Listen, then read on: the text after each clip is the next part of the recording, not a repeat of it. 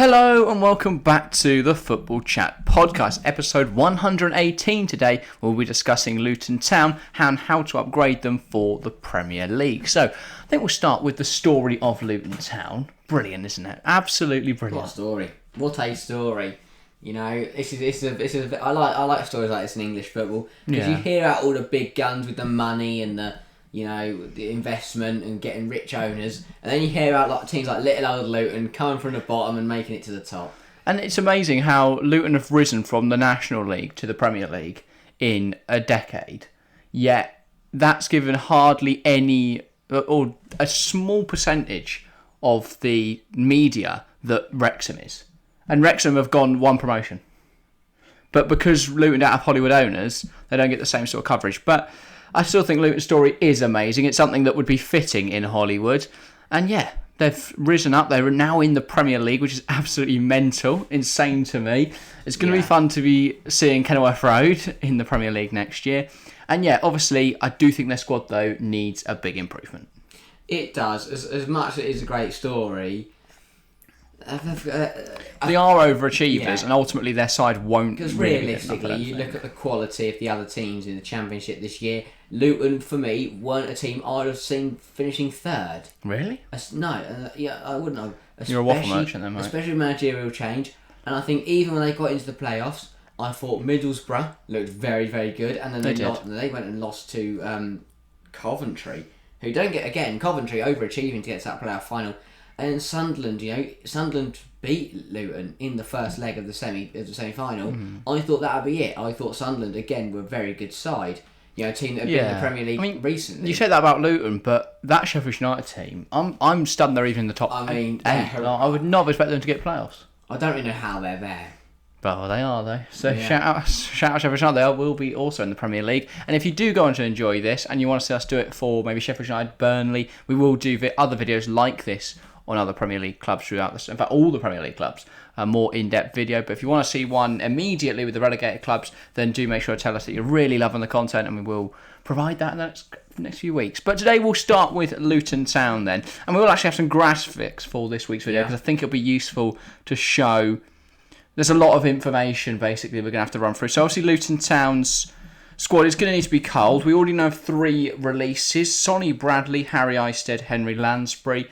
Not too much of an impact on the squad. I think Bradley was a great leader, but ultimately doesn't start much now. Harry Isted's a third choice goalkeeper who's fine, but not really going to cut it in the Prem. And Henry Lansbury was good when he played for Luton, but didn't really play much in this last campaign. Yeah, neither 3 of them are any good for the Premier League. Sonny Bradley and Isted, decent rotation. I could have seen Lansbury staying there just because he's got Prem experience. He has, but that was quite a long time ago with Aston Villa. But it's still a lot more Prem experience than anyone else in the side has. That's 4 years ago, 5 years. Yeah, 2019 to 5 years ago. No, I get your point. I'm just surprised considering there is no. I think it's a good thing actually, because you do see these teams that get promoted, they stick with their older players, they stick with more experience, and they struggle. If you can bring in a young and exciting squad with a little bit of experience in there, then I think that's a better chance of survival than a 30-year-old bloke who used to play here out 5 years ago. Yeah, and then for some sales, well, this is where obviously our opinion has to come into play. So I think that it's likely we'll see Reece Burke leave. I've sold Matt Macy, Carlos Mendes Gomez, John McAtee, Arabin Pebble, Glenn Raya, Luke Freeman, Fred Onyedinma, Corley Woodrow and Admiral Musquay. I don't really think any of them are Prem quality. Maybe you can make an argument for Luke Freeman as he's just a good attacking option. He's obviously played a little bit of Prem football before for Sheffield United a couple of years back.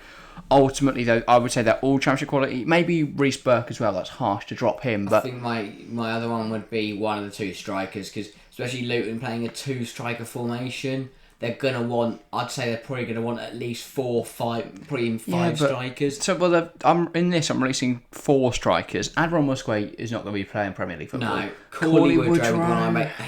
But for me, he is a good enough 4th, 5th, striker. Yeah, he's a good 4th or 5th option, but just you wait until you see who I've got signing, mate. You won't need Corley Woodrow because obviously we're going to get into those signings. Because they probably spent most of their budget on the new stadium. And obviously, since I've done a lot of these, decided who's going to come in, decided who's going to go, maybe you can rank it at the end as well as all the audience as well. Yeah. You could rank whether I've done a good job. Aaron Pebble's not going to cut it, really. He's got some... He's been on loan in League 2, I believe, this year. Yeah. And the same for John McAtee, neither really going to cut it in the Premier League. Who? John McAtee? Not James. If he was there, we'd bloody take him to the Prem, mate. But no, he's at Man City. He's at Sheffield United. On loan, yeah. But he's probably going to go back to Man City and play as one of their 8 attacking midfielders next year. But so that means the retained list for the Luton squad is James Shea, realistically not going to be a starting goalkeeper, but a more than comfortable backup keeper. Tom Lockyer, good leader. Gabriel Osho could also start or rotate depending on who I've brought in. Amari Bell, I think he can also start in the Premier League. Yeah. I think he's a good solid player. Dan Potts probably isn't going to play much minutes, but you need some experience in there. He's like Chelsea having Azpilicueta. And he's been around a while. He's a capable backup for both full-back and that left centre-half spot. Third choice, sorry. Well, that is probably what he's going to be. Yeah. Alfie Doughty, who I'm hoping starts. I think he's a good player. Yeah. Good left wing back. Jordan Clark, who's had a good year. Luke Berry, who could also... He's probably not going to start, but can do a job as a reserve option. Peli Panzu, who's been key in the push to the Prem. What a story he has. Probably not Prem quality. I don't know. I love the bloke, but he's probably... I'd play him the first game from this, just for the historic reasons. I would have him... No, I'd have him in rotation for the season, but I probably wouldn't have him starting every game. I mean, to join one club in the National League and stick with them... Because not only has the club developed, he's also had to develop with it. Because when he joined them, obviously, he was a National League quality player, and he hasn't led the club, because I wouldn't say he's been one of the talismen. I don't know, though. He definitely has. He's been consistently brilliant. But it says a lot, though, that he's managed to jump up all the leagues. Yeah. There's not been any other players like that. You know, you could say, Danny Hilton, James Collins, shout out for their contribution in League One, but no one's gone from the VNL with Luton all the way up to the Prem other than Mpanzu. So he started out of the Football League and he's got them. And with that, what a story! And he's only 27, I believe, 27, 28, something like that. So he's certainly not old. Yeah. He could definitely get a good 5 years of Premier football if Luton can stay in the top flight. Then we've got Alan Campbell. Now there is a lot of rumours he may leave the club, but I've chose to stick with him. I think he's a really good player. It's win-win. I think you either keep him and he's a good player, or you sell him and you'll get a decent fee for him. Yeah, and well, he's not buzzing because obviously he didn't play much at the end of the season. We tended to start with Clark, Nakamba, but to be fair, Mpanzu had been quality. Nakamba, what a loan signing that was, and Jordan Clark. I mean, what a goal in the playoff final, and he was just brilliant. Yeah, and then of course Carlton Morris. I think you've got to keep Elijah Adebayo. This one was a bit more. Yeah. Up on the fence for me because I think he's a really good player, but if you can get 10, 12, maybe 15 million for him... And really for Luton, on the shoestring budget they're working on, it is about maybe selling your big guns and seeing who you can get on a bargain and overturn the profit. Yeah, I just think though, you're not going to get that mould of player for cheaper than what you'd sell him for, so I think it makes sense to keep Elijah Adebayo, and then obviously I'm keeping Joe Taylor as well. I think he's had a decent first season, didn't play all that much, but I think he can be a good fourth choice striker. He's young, so give him a chance. Maybe a loan. If you can get enough forwards that we've got backup options, then loan him out. At but 20 if not, years old, he did score in the playoff final, but it was ruled off, and he scored his penalty. So clearly, could definitely cause a problem for some defenders. He's shown up to the task, because I'm taking now 20 years old to step up and take a penalty. For your club at Wembley, most players can't do that. If there's someone you want to sub on to maybe get a late goal or just to cause a little bit of havoc, I'll be more than happy to sub him on in the Premier League just to see what he can do. Yeah. So then, that leaves us needing quite a few things. I think the most poignant problem is the lack of a goalkeeper. Yeah. Obviously, Ethan Horvath has been on loan. Now, I wouldn't necessarily be against signing him on a permanent. I think he's had a fine year. I think his error proneness is problematic, which I imagine is what you're wincing at. Some of the goals which let the ball go through his hands. I will say he's not the goalkeeper I picked, but he is an option. I wouldn't be too annoyed. I think he's had a good year, but I think there's better out there for cheaper. Nottingham Forest are a side who can afford to let a goalkeeper go, probably for a relatively cheap price because they've got... I don't know though. I think they've not got any other permanent goalkeeper. Dean Henderson and Navas had to go back. I keep forgetting that Navas isn't alone. And there's every chance they could gamble on sticking with Ethan Horvath if they can't find anyone cheaper. That is a huge gamble for a side that are wanting to push on to mid-table in the Premier League. I don't think they are. I think they're hoping to avoid relegation again. That's boring. Going backwards. We do it. Well, why they end up 15th, 16th? 16th. I think they take again 15th, 14th. That's being bought stationary. That's quite decent considering they've not been in the Prem for the last 10, 15 years. Then obviously a starting right wing back. Cody Trammer will return back to Leeds on his loan. Potentially Luton can sign him back as well. Yeah, but equally Leeds are now in the Championship. He'd probably start week in, week out. Exactly. Depends on what manager they get. Because he may not want to stick around, especially if he can play regular Prem football. He might really hate Carlos Corberan, who's the leading candidate to go in there. That would be a motivation to leave, in my opinion. I would then say a rotation striker. I think Morris and Adebayo, excellent, but I think you need a rotation option in there. Maybe one of them is benched if you can get the right striker in. Because after that you've got Joe Taylor, and if not, you're looking back to like last year. Bring Cameron back. Jerome. No, he's not coming back, is he? But get Danny Hilton in the Premier League. For nostalgia's sake. And then I would say some options at centre half are necessary, and at central midfield. A few players departing, a few players returning to their parent clubs from their loans. The biggest problem, I think. I think there's definitely got to be some replacement. So should we start with returning loanees? Yeah. Because they're the obvious ones, aren't they? I have chosen to renew 2 loans, and as I've already said, neither of them are Ethan Horvath. I think bringing Cody Drame back to the club makes a lot of sense. Loan or permanent? A permanent. I think I put 12 mil down here, and I think that is, you're going to have to get a good deal there. But Leeds are in the Championship now. Drame's going to want to leave. I think they'd take pocketing £12 million. That is true. You've got, as much as Luton might be one of the weakest teams in the Premier League, they still have that Premier League pulling power. And the pure fact that they've got Christensen, they've got Ayling, and they've got Stuart Dallas. They don't really need a right back.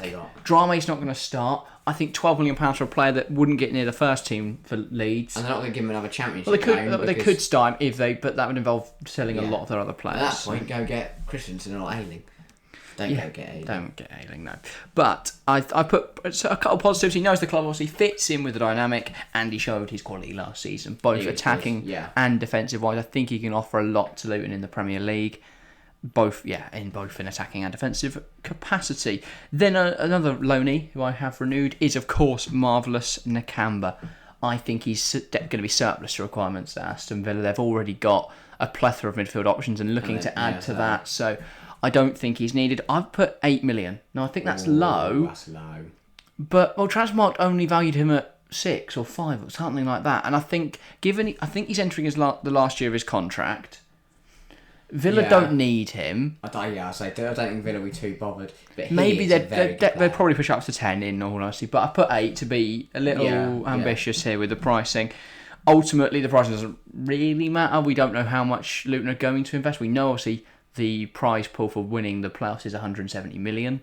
They're not going to invest all that. Yeah, so 10 you can already put 10 mil away, then it's 160. I think they definitely want to keep at least 60 mil of that to just keep the club running well. Yeah. And also, I've not factored in wages either. So I've given myself about 100 mil to spend here. I don't think I've quite near it, even if you add some of the other prices. Yeah. So you look what Forest did last year. They went and bought the whole bloody world. Yeah. Again, just some points. Tenacious and an excellent shield for the defence. We saw his tackle numbers were sensational. Completed 5.06 tackles and interceptions per 90. Which is absolutely ridiculously good. I mean, he's won 2 playoff finals in the last 4 years. Yeah, so if you want to win games, he's good. And an 80.8% pass completion rate, one of the highest in the Championship. So, yeah, I think he's a really good player. And ultimately, he's got a little bit of Premier experience. Showed that in that Luton system he works. He's a player that Rob Edwards is familiar with as well. See, from that 1 year they spent together, 6 months spent together.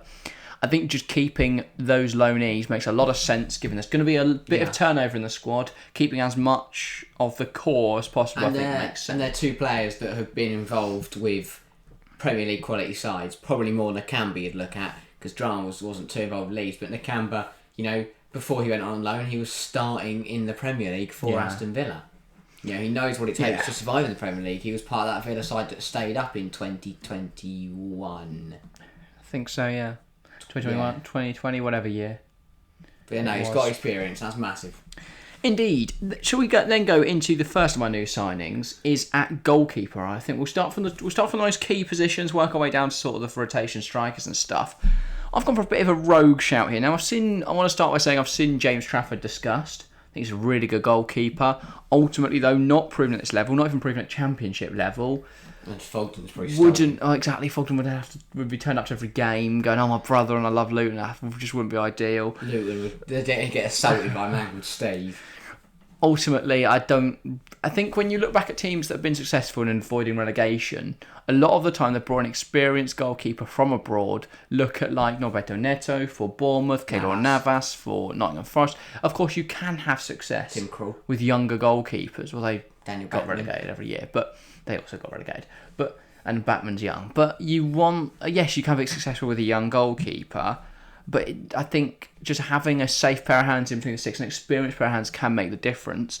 I've gone for the Czech shot stopper, currently plying his trade at Augsburg, Thomas Kubek. What are your initial thoughts? I mean, he's a good goalkeeper. I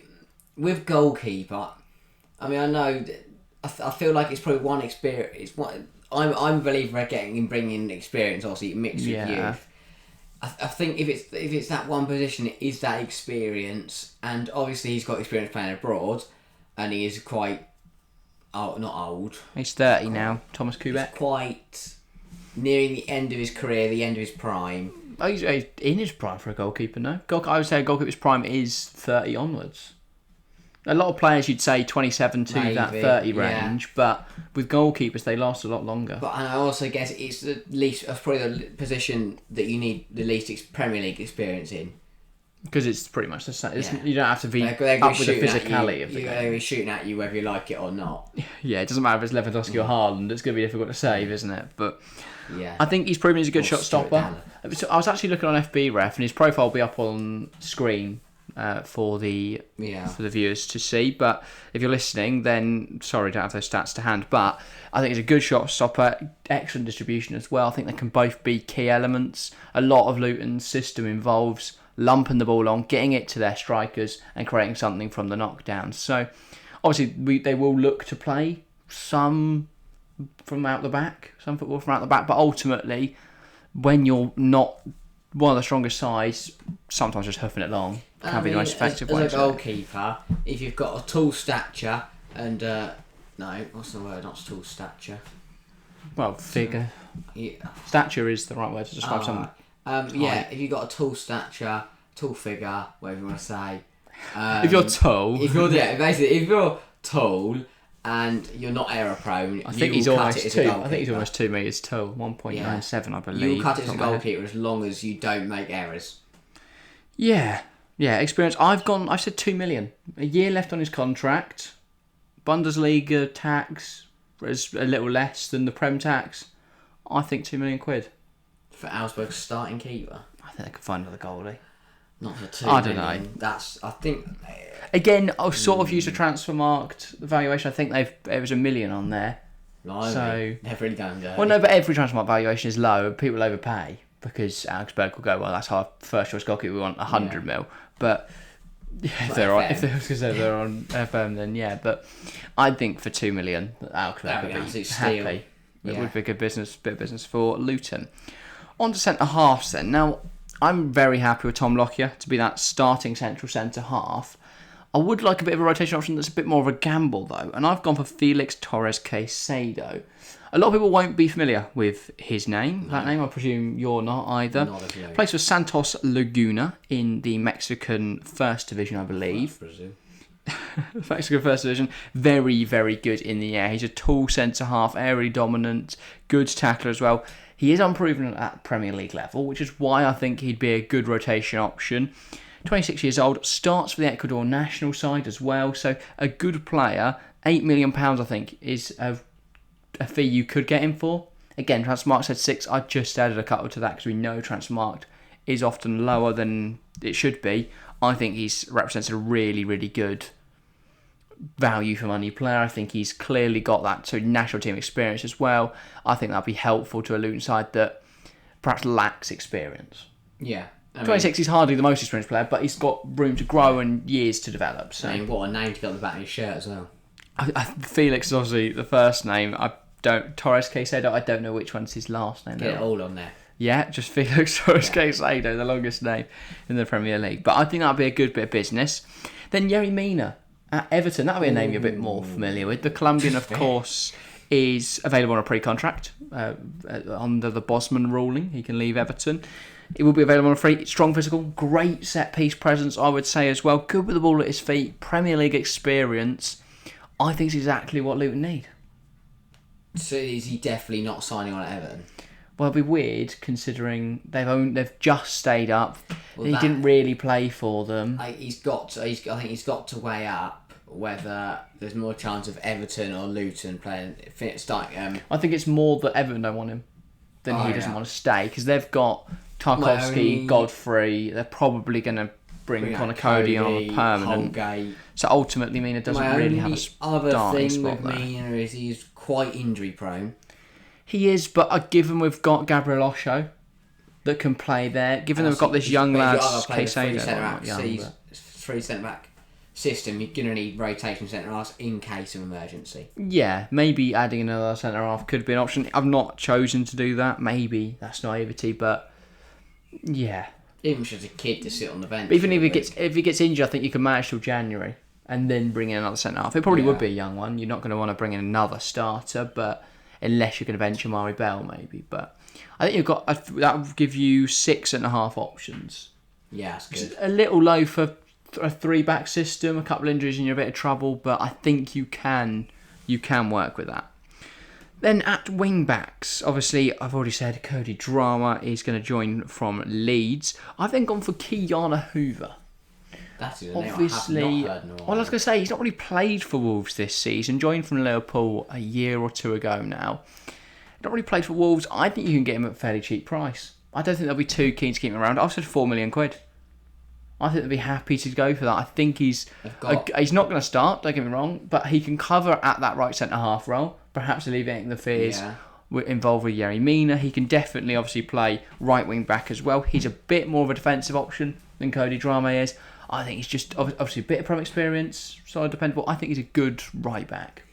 If you're Wolves, you've got plenty of centre-halves, and you've got Semedo, and I'm sure they can find someone else to play right wing. Haven't they got another right back? Because Semedo's not started this season, has he? Can't remember who does. They haven't got Johnny there, have they? So there's some Brazilian bloke in it. Probably. Either Brazilian or Portuguese. We play for Wolves. Go look. Okay. Well, while you're doing that, I'm going to move on to the next position because at left wing back, I'm going to go for another free transfer of Fulham's Joe Bryan. Obviously, not a starting player, not someone Fulham will be looking to keep around. He's available on a free. He's got a little bit of Prem experience there. He's a good... I'd say he's probably more defensive than Alfie Doughty as well. A bit more reliable given he's got that Prem experience. I think overall he represents a really good value for money, free transfer. A good bit of business there if they were able to bring him in. Who have you found? They've got Ryan Ain't-Newley. Oh, he played left wing back, but yeah. Johnny. Maybe Johnny could cover that. I mean, he also left-footed, but I guess he could play there. Definitely Johnny. Okay, but yeah, I think Joe Bryan would be a good option. What are your thoughts on that? He's inexperienced. He is experienced. And I mean, he's shown he has the quality to play at the Premier League level. Not quite the level Fulham probably want to, because obviously they're gunning for top 10 European spots. But for a team that are trying to stay in the Premier League, it'd be a great pickup. And obviously he's shown he can play at wing back because I believe that's where he used to play in Bristol City. In whatever Lee Johnson, I want to say, was the Bristol City manager. They knocked City out of the FA Cup or something, or knocked United out and lost to City, something like that. I remember that. And everyone was like, "Oh my God, Joe Bryan's so good," and then he went to Fulham. So Lee Johnson to Sunderland. And where is he now? Unemployed. Square root nowhere. Sorry, Lee Johnson, if you're watching. But I think Joe Bryan has shown he can play that role. I think he's a good player. I think he'd be an excellent cover to Alfie Doughty. Yeah. So I've exploited frees so far. And as we move into midfield, I've done it again. The Bosman ruling, we've got to take advantage of it because we don't really have the money, Luton Town, to splash out on players. So, on a free, Matashi Uribe at Porto. Now, this is a big gamble. I think you're going to have to hope Yerry Mina can convince him to come. I think it's unrealistic, don't get me wrong. I think it's a bit unrealistic. But this was a stab in the dark, see if it happens. If not, there's other centre midfielders out there. But I think he'd just be a really, really good player. Bit of European pedigree without the price tag, of course, because he's available on a free. He can play box to box. He could play a little deeper as a 6 if you needed him to. I think he just represents a really good deal. I mean, great tackling numbers as well. But whether you'd change a place like Porto for Luton. But, well, Porto don't want to sign him on. But he's going to get so many more offers that aren't this Luton. was going to be my only problem is apparently Al Sadd in Saudi Arabia are interested. Now, I love Luton. Don't think we've got the financial capabilities to compete with Saudi Arabia, though. So, maybe a little bit screwed there. But overall, I think he is a really good player. Would love to see him at Luton Town. Maybe doesn't fit the dynamics, but he can have a chat with Yerry Mina. Maybe. So I'll be happy there. I don't see it happening, but it's... Probably not, but you never know. You never know. If we could pull something like that off, that would be brilliant. Probably a little unlikely. Right. Alas, moving on to an ex-Luton player that I think we should bring back to the club, Kiernan Dewsbury-Hall. Ooh. Leicester City, just been relegated from the Premier League to the Championship, of course. They've had a tough season. He's not played every minute of the season, but he has been involved throughout. He's shown that he can play well in the Premier League. Obviously, that history of the club, as I mentioned.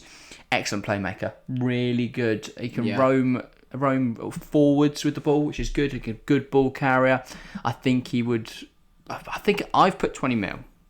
Ooh. I think that's realistic. I don't know. Relegation tax, maybe. Well, that's what I was going to say. I think that he is English and it is Leicester. But this isn't the same Leicester that sold Maguire for 80 mil. It's a Leicester City team that need money. And I mean, I guess if you compare him to someone like James Maddison, who's looking at 40, 50 mil, then 20, 25 is not too bad. Yeah, I think considering they've been relegated, I think you can easily get considerable, maybe even a little lower. Relegation probably takes about 10, 15 mil of sound value. I'd definitely start maybe at 15 mil, maybe rise to 20 mil over time, but I think you can get him at a good price. I think he'll be a great option in there, probably on the right of that midfield three. I'd probably start Nakamba, and then him and I believe one other, who I've still got to mention, or Jordan Clark in that role. Something like that could definitely work. But yeah, I think he'd be a good starter. Nakamba, Uribe, Dewsbury-Hall, midfield three sounds brilliant, doesn't it? Yeah. To be fair. Nakamba is that more defensive sweeping happens, option. I think. And then, I guess it gives you options, because if you take one or two of those signings, because that would give you those three plus Clark, Campbell, and Panzu. Yeah, looking at 6 or 7 midfielders. That's quite a lot of midfielders. It is, and I've still got another 2 to add to the midfield. I just want options in there. But 9 mid. Who are you? It also means one of them you could loan out. One of them is a loan coming in. You might not get. Uribe's probably unrealistic. Potentially losing Alan Campbell as well. Well, I'd bring in someone and then potentially loan him out. So from Huddersfield Town, Etienne Camara or Camara. I don't know how you pronounce the name. Didn't have time to find out, but it's Boubacar Camara in it, or is it Kamara? Mate, if you're Camara, you need to. I think maybe is it a C or a K? A C, maybe that's Camara. Camara, then yeah. Who knows? But he is a bit of a gamble. But I looked at his FB ref and I thought that is a great defensive midfielder there. From Huddersfield, you say? His numbers are really nice. His numbers are really nice. I wouldn't start him. Don't get me wrong. Anyone from Huddersfield. Why not? What if a really good talent? What if the next Messi's there? I don't care from Huddersfield. He's not from Huddersfield, he's French, mate. No. But I don't know, I've never really rated anyone ever played for Huddersfield. I'm trying to think of Huddersfield players that were good. Matthias Jorgensen wasn't too bad. I suppose. Hogg. Yeah, but I don't rate him because he's Huddersfield days. I rate him because he's Watford days. Yeah, okay, fair enough. But I think he'd be a good option as a backup to Marvellous Nakamba, of course. He's a bit taller than Nakamba. Well, we haven't got any backups to Nakamba yet. Uribe can play a little deeper, but I think Camara at that, he's a lot taller. I think he's about 1.9 metres. I was looking, so... That's tall.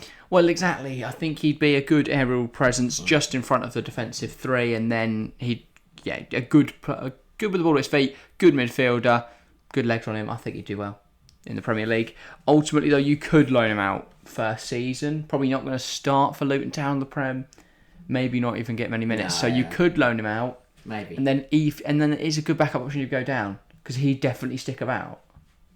So I think he'd be a good signing. Yeah. 2 more to go then. Midfield, and this is the loan in. I've got Cesare Casadei. Oh. He's been mental at the U20 Euros. Absolutely ridiculous. He's got a good goal scoring record, a good playmaker as well.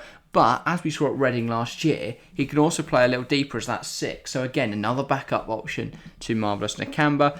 Chelsea won't really be able to offer him starting minutes. I think if Chelsea are going to start any of their youngsters in midfield next season, it will be either Lewis Hall or Andre Santos. So it is a big leap signed midfield because Reading were absolutely atrocious last year. But he was a shining light. Yeah, he was. But to go from relegation, championship, relegation to Prem, I guess obviously he's talent, so he will develop across the year, and he would have developed across this year. And I don't know if he'd be a starting option, whether he'd just play a lot of rotation minutes. Depends what kind of wage split you can get. Well, I mean, he's only on £20 a week at Chelsea. Only? Blimey. I believe it's got to be low. Surely he's a youth player. And? Well, he's not £100,000 a week, is he? If they can't even give Mason Mount, if you get 50, then you're looking at £10,000 a week. If you get 80, you're looking at probably. I don't think he's at 80. I don't think what. If you get 80, oh right, yeah, sorry. You're looking at 18. I was confused. I thought you said he's on £80,000 and you're only paying 18. But no, I think you can probably pay half his wage, and Chelsea's probably happy with that. Even if you pay full wage, £20,000 a week's not too bad. No, this was the biggest issue for Luton, because I found it quite interesting. Their wage bill has to skyrocket, because Luton Town's highest paid player is currently Corley Woodrow on £8,500 a week. What? And the Premier League, other than the loanees, but the Premier League's average is £60,000 a week. Now, from highest earner at £8,000 to jumping up to average at £60,000. Of course, that's levelled out by the fact people like Haaland are on millions, but I think it's going to be a big jump. Currently, Luton Town only pay their players about £200,000 a week, I think, in total, the whole squad. Wow. And then you look at Brentford, are the lowest in the Prem, and they pay £600,000 a week. So I think you're going to have to be frugal with the wage budget. Ultimately, you are going to have to restructure the whole club's finances to try and adapt to the Premier League. It's going to be difficult. I think it's going to be a massive task. But they've had to do it before for promotion after promotion. I'm sure they can do it again. Yeah, but this is the biggest jump, isn't it? Oh yeah, it is. And I think other clubs have struggled with it in the past. A lot of it will come down to whether Luton can manage their finances correctly, so that even if they go down, they can then bounce back up next season. Yeah. But yeah, on to my final player. Then this is going to be a striker, and you may not have heard of him, Habib Diallo. I haven't heard of him. Well, he's a striker at Strasbourg, and he's had a really decent season. 20 goals in 22-23 season. I think you can get him at around 17.5 mil, I've put here. He's a Ligue 1 striker that is somewhat proven. It doesn't start for Senegal, but equally, that's a difficult national side to get into. Because if you look at it on the front, you've got 17 million for 20 goal season striker. Seems a bargain. But I guess if you look at 20 goal season in Ligue 1, that's not too bad. It's a gamble, because obviously we've seen that players from... That's higher than Fuller and Balogun, though, and people were saying he should be, or just below it maybe, actually. But we've also people are saying he should be going for 30 mil. Players come from abroad into the Premier League, especially relegated sides, and struggling. Now, a big reason I went for him, though, is his profile. He is very tall. He's really quick, though, for his size. He's good in the air. Well, that's what Luton are good at. Look at what they've done up this season. Set pieces, the strikers, the way that Rob Edwards uses Morris Adebayo. A lot of the game involves their height. So I think if you're going to have someone rotating in that, Joe Taylor's not exactly going to offer you the same thing in the air, because he's about 4 foot. So I think having a big, tall striker, 27 now, so he's in his prime, so that should be... He should be firing on all cylinders, really. This is his shot. Bring him in the Prem. This is my gamble signing, I would say.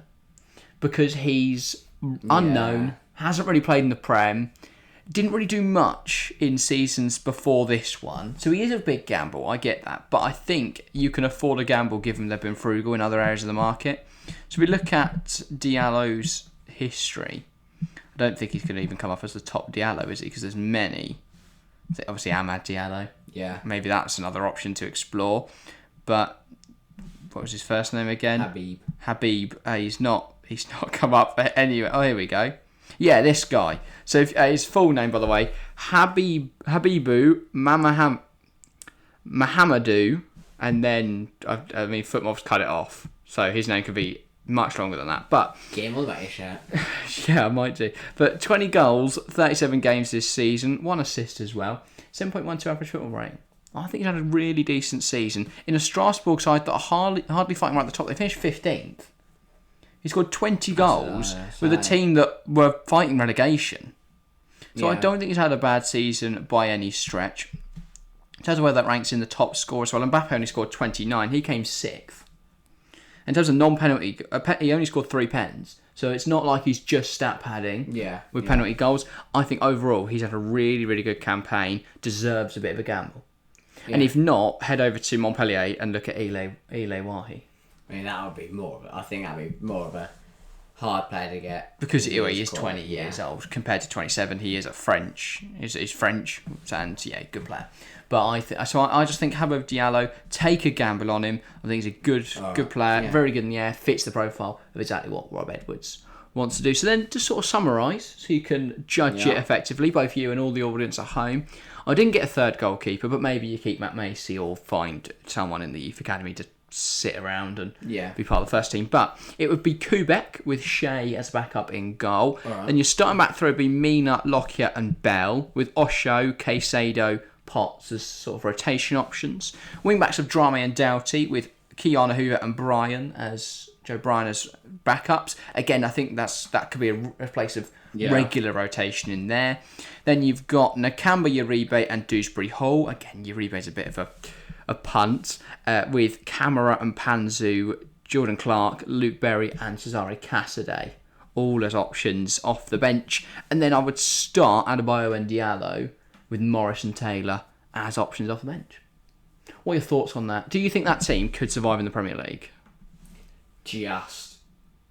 But that's what they've got to do, innit? Yeah. Just survive. Get another year of Premier League football. If I manage to get all of them, I don't count your eBay because I don't think they'll get. But I still think Impanzu's not a massive problem in there. Campbell. Sorry, I forgot to mention Alan Campbell, of course. So. It'd be one of those that went down to the final day. Probably, yeah. Yeah, they have to drag it out. But I still think that's a better side than what Bournemouth have survived with this year. Oh, yeah. But the thing is, that side you built there is obviously best case scenario for Luton. Is it? I think they could go more. I've not spent a lot of money here. Yeah, my biggest outlays are sort of Dewsbury Hall and Diallo. If they don't spend 17.5 mil on a striker they don't know of, who I just hunted down in the French league, then I don't know. Maybe they can be. Yeah. Maybe they could probably be more frugal and bring in more players. It'd be interesting to see who they do bring in because they've got to recruit well. Yeah, I personally think I've smashed this, and this Luton side of player stay in the league. But I want to hear from you guys at home. If you're watching on YouTube, then of course you can have your say in the comments below. If you are listening on Spotify, then head on over to the YouTube and get involved there, or even join the Discord. There's a link to that in the YouTube description. Or if you want to at us on Twitter and tell us your thoughts there, feel free to do so, I guess. Yep. But there's many options for you to feedback from this episode. I think it'd be touch and go. I think it probably would be. You're probably right. Should we get into the rumour mill? Yeah. Again, sorry, I forgot to put the audience questions thing out on the Instagram and the YouTube. Apologies, guys. That will be back for next week. In fact, we are doing a Friday episode. So if you remind me on the day before we record that, then I'll put that out and we can get some audience questions in for the Friday ep. But we have still got some rumour mill. Obviously, we are now getting into that transfer window. We're going to be making more and more sort of transfer content. This is our first video where we really break down and rebuild a side. But first rumour I bring to the table. Alexis McAllister. Now this, weird to bring into rumour mill, but it's a done deal. Ooh. Alexis McAllister is going to be joining Liverpool. It seems like here we go from Fabrizio during the day today. Obviously when this goes out on Wednesday, he's probably already signed, got a shirt on and done loads of pictures. So no brainer really. Yeah, he makes a lot of sense. Every party. Liverpool, they need a midfielder. He's a World Cup winner. He is world class. Yeah. For McAllister, Brighton may be good, but it is a massive step up, into Europa League football. He will tear it up for Liverpool. Europa League football anyway, but oh yeah. And then for Brighton, they'll get some really good money off it, and they've got 7 other South American wonder kids waiting to take his place. 55 mil, do you think that's really low? That is low. Because that's the same sort of fee that Mason Mount's commanding. Now, obviously, I would say Mount is worth more than McAllister. But he hasn't won a World Cup this year, and he hasn't. Well, but Mount's got a year left on his deal, so I would expect him to be a lot lower than his value. I'd have gone north of 70 for McAllister. I would have been up at 80. Yeah, looking at how they've sold players in the past. Guess Brighton really. I guess they'd weigh up. Do they really need him? Well, that's cheaper than Cucurella though. That's cheaper than Cucurella. That's horrific. I believe Cucurella was 60. No. I really hope he wasn't. He may have only been 50, but either way, it's very close to that Cucurella price tag, and I'd say McAllister is a much better player. Plus, forwards and midfielders tend to go for a lot more, given obviously they have a lot more brand value. I would low say. fee, but again, they've got Buonanotte. They've got a really good deal though for Liverpool. I think he has exactly what they need to their midfield, a bit of creativity. I think overall, great bit of business from Liverpool. Yes. Up next then, a Chelsea target, though we've got an interesting story to break. Manuel Ugarte.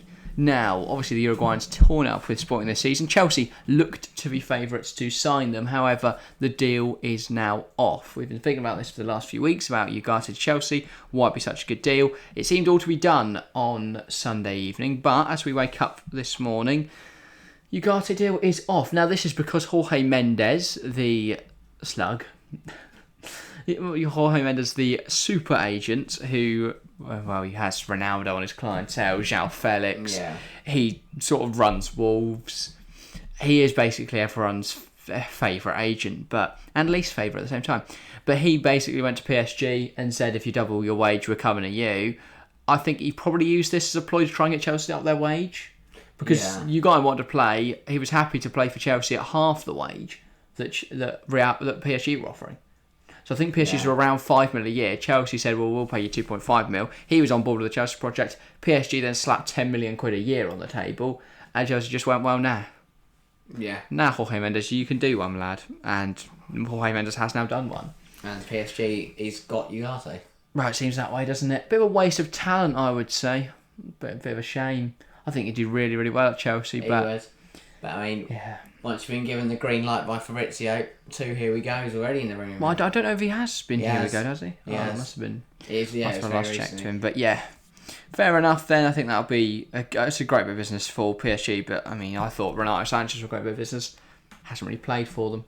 I thought Carlos Soler was a good bit of business, but he's not really done well either. So I never thought Carlos Soler was a good bit of business. Really? Never. He's a good player. No. Okay, fair enough. Obviously, you are the most knowledgeable person out there on everything. But yeah, I think you guys are a great player. So I'm glad to see him not join Chelsea. Up next then, it's not often we bring managers to the rumour mill, but we've got a manager to discuss today. The Australian Ange Postecoglou. Now, obviously, the current Celtic manager has led them to whatever, the Celtic League. He won that again, so that's good. Overall, though, I think he's a really good coach, and he will be joining Tottenham. Why are you shaking your head? It's not going to work. Why not? It's an unproven Premier League manager who won tin pot trophies in Scottish football. I could win trophies. That's exactly what Tottenham need. Because, well, look, okay, so all the proven Premier League managers, how well have they done with Tottenham? Conte, well, that was a shit show from day one, and it only got worse. Mourinho has literally called Daniel Levy a bellend in the media. Nuno Espirito Santo was possibly one of the worst Premier League managers for Tottenham, somehow. Who else do they have in this time? Ryan Mason-Stellini, who trying to fight someone. I don't rate Postecoglou that highly. Oh, I think you're such What's he done in his career? I think he's such a great manager. What's he done in his career? All his principles at the Celtic side he's built transfer completely over to the Premier League. I could win a trophy at Celtic side. You couldn't. I could.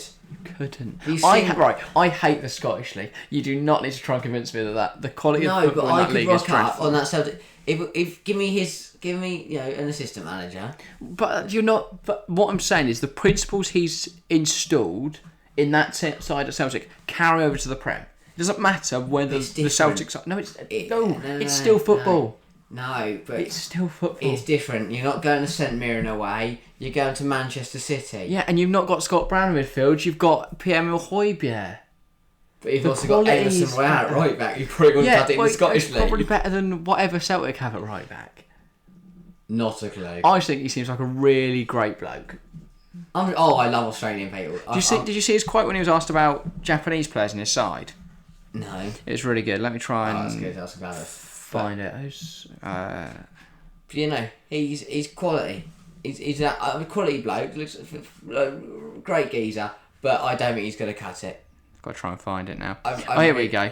So he was asked. So someone specifically said, "Oh, you got 4 Japanese players. How do you feel about that?" He said, "We have to be careful about just saying 4 Japanese players. They are 4 individuals. They're totally different people. If you ever get the chance to meet them, you'll see they're totally different people. And it's lazy for us to say I've just brought in 4 Japanese players." Because basically he was saying they're not just the same. Yeah. They are individual people. It's a really nice quote about how his team. And I'm sure he is a great bloke. I think he'll get players to buy into him, and that's what Tottenham haven't had in recent years. They've not bought into manager. Conte isolated everyone. Mourinho literally made Dele Alli run up and down the training ground all day. He had people like. But I look at Poch did that, and Mauricio Pochettino for me is much better than Ange. But you're not getting back because he's just joined your rivals. Yes, but you've kind of just got a worse version of him, I feel. No. And Poch's max was a Champions League final defeat and throwing the league away to Leicester City. But so I would say though, Postecoglou is a better manager than Poch when Poch joined Tottenham.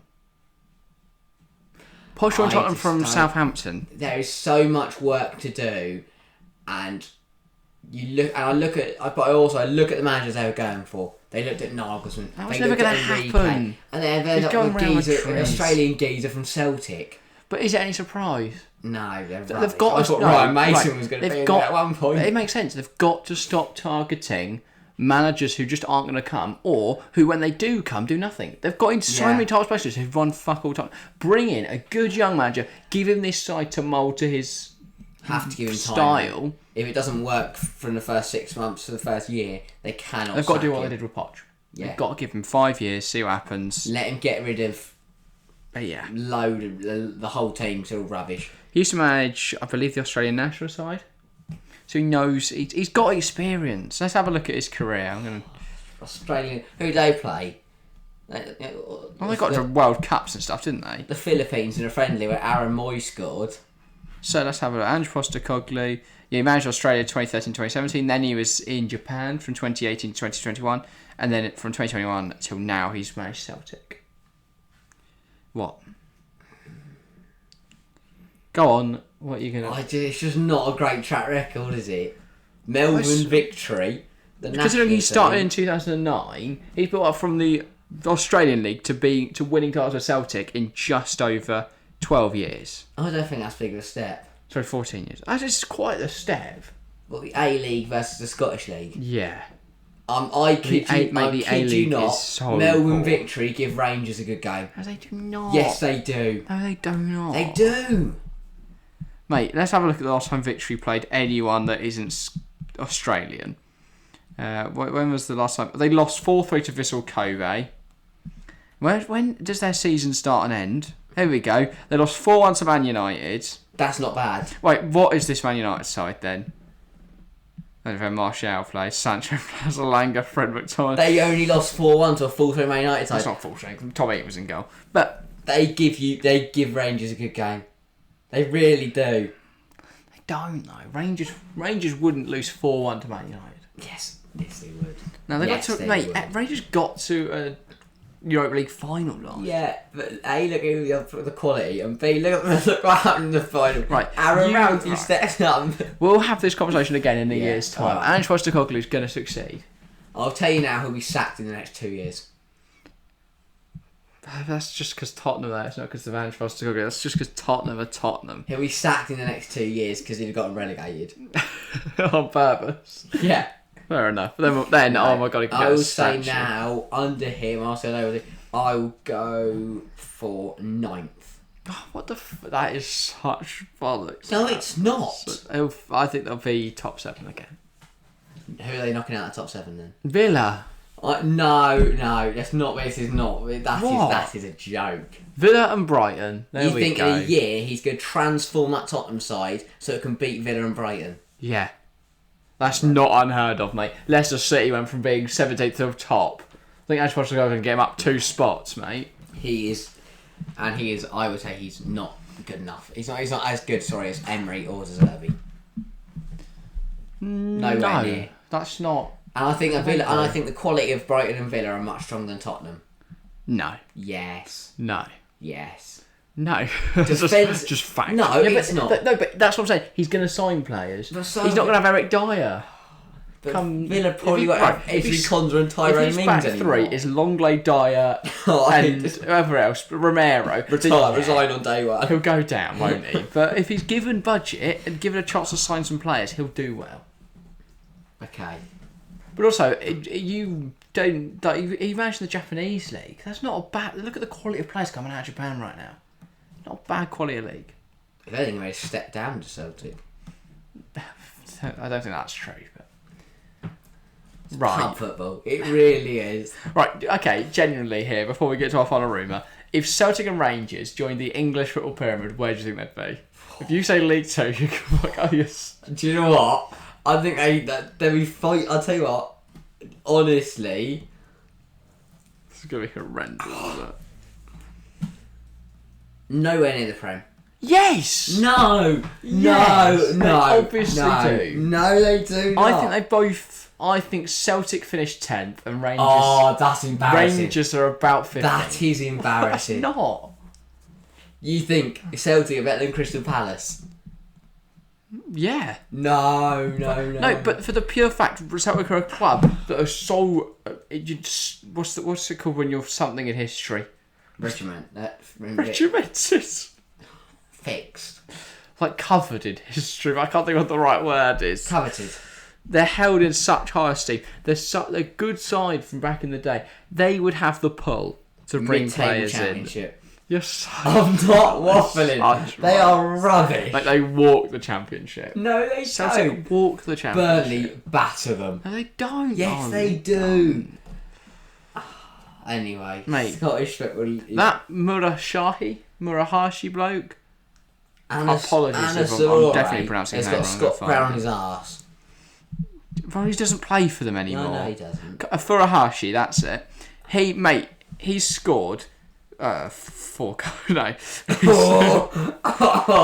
He's scored 27 goals this season. And he doesn't... how many does he score in the Prem? 50, no. He scored 50. 50? He gets 50 in the Championship. I'm not even going to answer that. No, he doesn't. You've not watched Furuhashi play. I think he probably gets around 27 again. No, he does. But even that's the golden boot. That's not one man, is it? Who? Joe Hart. Right. Joe Hart is in goal. He's a good goalkeeper. He was a good goalkeeper. Cameron Carter-Vickers. Oh, he's done a job. He's the most tragic centre-half I've ever seen. He's not, though. He's awful. He's playing for Tottenham. That's all you need to know. I mean, I don't know any others. Yuki Kobayashi. I just know Kamui Kobayashi, an F1 driver. He's played 7 matches. But he's 7.58 rating. And 6.27 in the other. Cameron Carter is their best. James McCarthy, Callum McGregor, Aaron Moy, David Turnbull. Rio Hatate is a good player. Aaron Moy played for Huddersfield. James Dyson Maeda. Jota, he's very good. Okay, maybe they win the champ. Maybe they get promoted from the Championship. Shut up. Shut up. Don't touch the Premier League. Shut up. Any team that has Cameron Carter-Vickers in it should be nowhere. It should be abolished. From the Scottish League to the Saudi League. Oh, even worse. Well done. That one we can all agree on. But we can go and look at, obviously, Benzema, we spoke about last week. Now there have been further progressions to this. So Benzema has now officially joined and he will join Al Ittihad. Well, Saudi are not stopped there. They are investing 20 billion into their league, which is ridiculous, by the way. 20 billion. And they are now targeting many other players across world football. Jordi Alba, Luka Modric, Sergio Ramos, Sergio Busquets, Alexis Sanchez even currently playing Marseille. A lot of free transfers, a lot of older players. Obviously, we still know about Lionel Messi and Al Hilal. That could happen. It's going to be between Al Hilal and Barcelona for Messi, but ultimately it looks like the Saudi League is starting to make some waves. I have my fears that they are massive fear for world football because they can take. I've seen someone posted a question the other day on Twitter saying, "Can the Saudi League ever be top 5 leagues?" Yes. And a lot of people immediately shut that down, going, "Oh no, obviously not, mate. Their worst championship's better." So easy. But if Saudi Arabia go out and just buy everyone, it is a massive worry because I don't want to watch. Would boycott? Surely they'd do something to stop it. There has to be. I mean, we would personally. I don't think we'd ever cover a Saudi League game. Not a chance. Because never. We have morals. But never. I'd rather never watch football ever again. Some of the people you see on Twitter, like there's already Ronaldo idols that watch every game. So if Messi went over there, then surely people would watch. And I think he's crap. The more players go over there, like people start watching the Chinese league, and they didn't get Messi or Ronaldo, did they? They got Hulk. They got Oscar. I love Hulk. Paulinho. They're not world breakers, they're not world beaters. Personally, I do have my fears because I think they have got the financial backing from the government and clearly the motivation to make a splash. The next big thing will be if especially for us in England, will be if European and English and British broadcasts start buying deals with the Saudi Pro League. If we start someone like BT, if we start seeing it on BT or TNT, the problem is, who can afford it? Because they're going to want ridiculous. Because it's the Saudi, 200 mil. They would genuinely not even care. That'll be it though.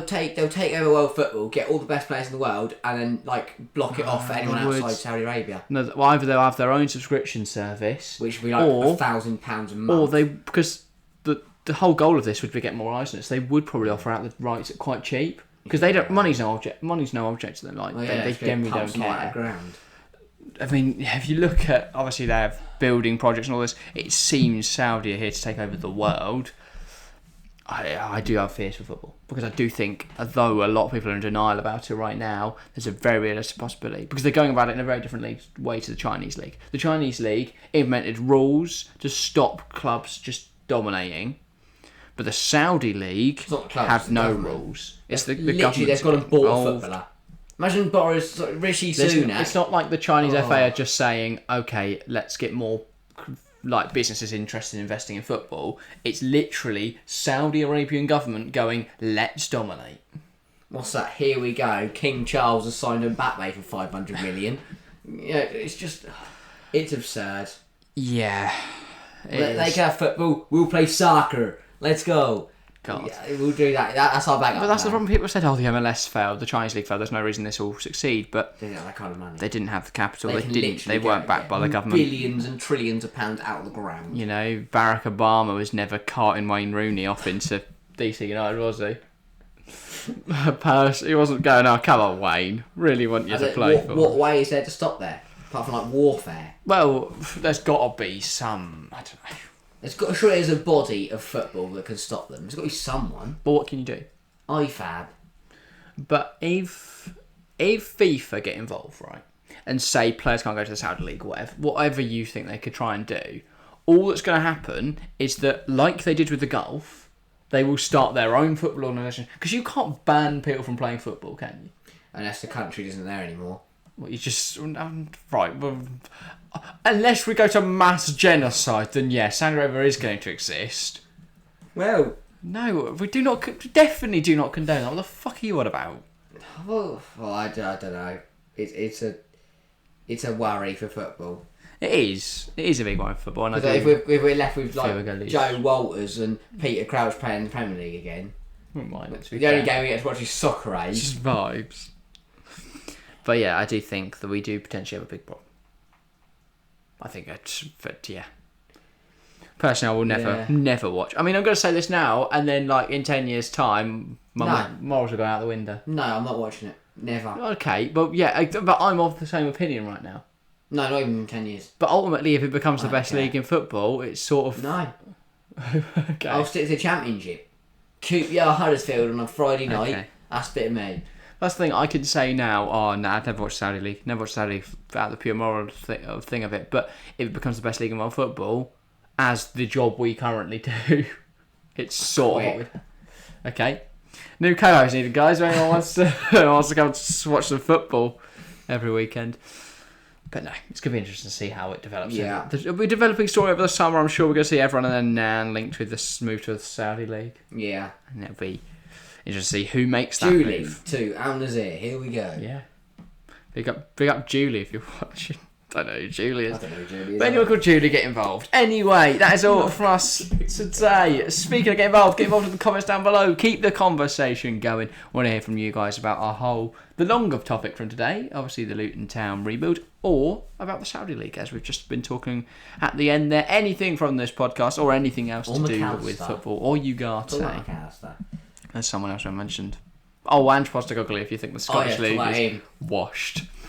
Anyway, that's all. Scottish League and the Saudi League. That is all. Make sure to leave a like. Make sure to subscribe if you're new around here. Heart of Vernian. Will massively help us out. Apologies to Harry to keep shouting random Scottish teams. Anyway, thank you very much for watching or listening, and we'll see you next time.